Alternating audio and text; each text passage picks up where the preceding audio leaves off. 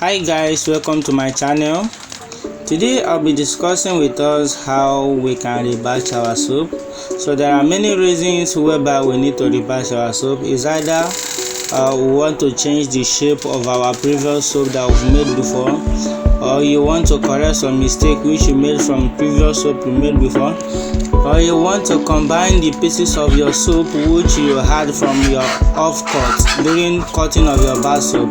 So rebatching it is a process whereby you will use to combine them together and make your pieces of soap to become one bar soap. So stay tuned as we'll be discussing it today and show you how you can do it from your home.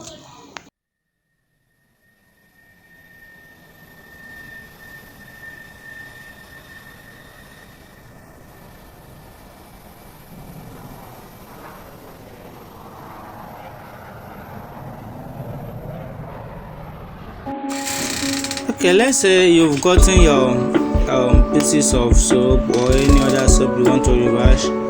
You place it on a tray, flat tray, or your board. Then you make sure you cut it with your cutter. This is my cutter. I'm using hand cutter. Make sure I cut it into pieces so that it will be easy for me to rebatch. Make sure I pieces them. Then you bring in your pot that you'll be using to rebatch this very soap, and put in the pieces soap. So what I'm using here, if you can see, is iron. This is iron pot I'm using. In the absence of stainless pot, you make use of iron. Please don't use aluminum pot for your soap making. This is iron pot, so I use it to replace stainless pot. So what you do is you put in your soap, then it will be ready for rebatch. Make sure that whatever you are using for rebatching of your soap is something that have cover, so that it will help the soap to melt very well. That is what we call rebatching. So I cover it, then I bring out my stove which I'm using. This is my gas stove. I place it where, then light it. So remember, in this method we'll be using double boiling method. We are going to use double boiler. So what I mean by double boiler is you are going to put a pot separately on the fire, then add water to it.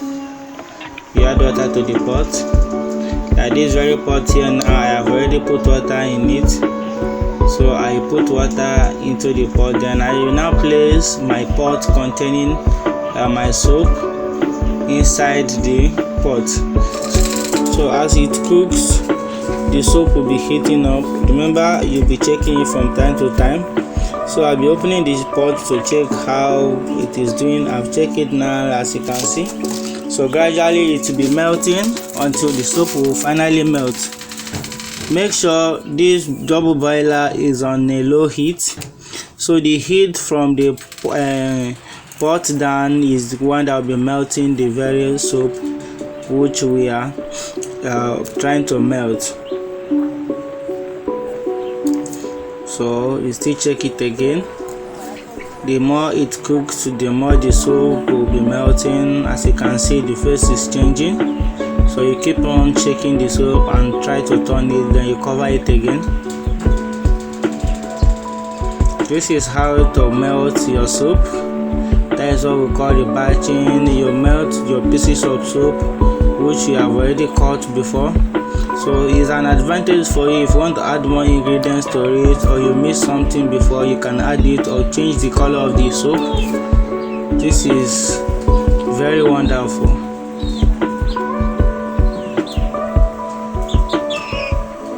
So I keep on checking the soap, as you can see. So you check it from time to time to see when it finally melts. Remember, after checking, you cover it back.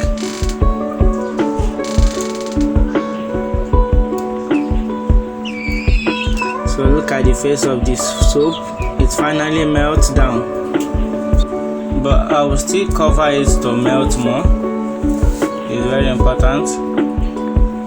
Let the soap to melt more. So you come back to check it.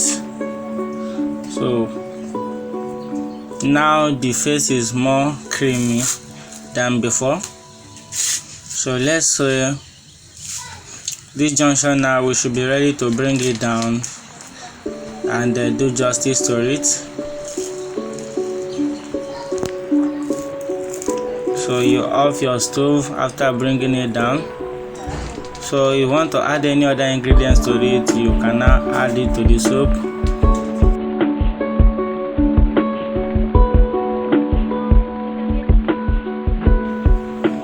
So what I'll be adding to this one is silicate. So this is sodium silicate. I just added like 3 drops of the cover.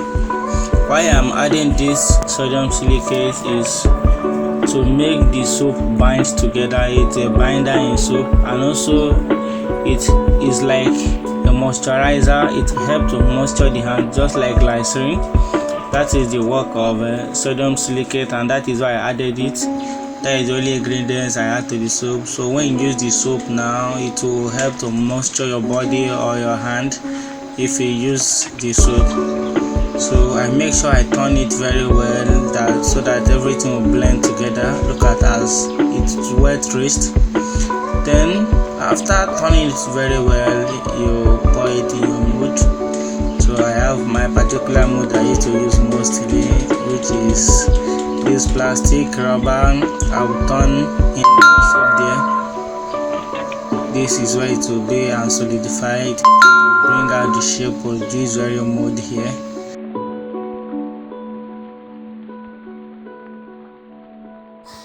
So why I'm hitting the mold is to allow the content in it to balance well, so that there will not be hole in the content after I mold it. Then after that you cover it, then you keep it, let it stand overnight or 24 hours. So after then you bring it out, then you mold your soap and allow it again to cure. You allow the soap to cure. If the soap is bathing soap, keep it, let it cure for up to a month before you can now use it for your bathing.